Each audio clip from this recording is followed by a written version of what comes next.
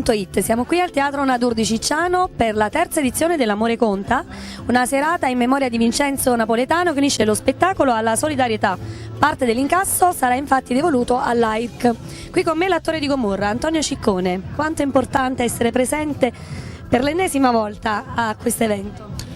Innanzitutto buonasera e grazie per l'ospitalità, per il terzo anno. Io sono ormai di casa qui e tu mi dicevi quanto è molto importante essere qui per quanto riguarda queste serate che organizza Davide in memoria del fratello Vincenzo, e lui lo sa bene. Nel momento in cui mi chiama io corro perché è un ragazzo che lui merita con tutto il cuore, quindi quando sono queste iniziative riguardando alla memoria di Vincenzo siamo sempre presenti. Perfetto, offrire il proprio talento a chi ne ha più bisogno.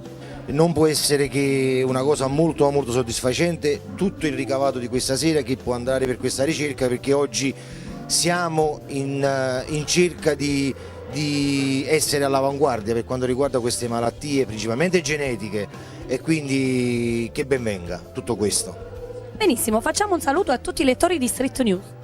Allora io vi saluto da Antonio Ciccone alias Lince di Gomorra, la serie. Un abbraccio a tutti di Street News. Ciao. Grazie. Grazie a voi.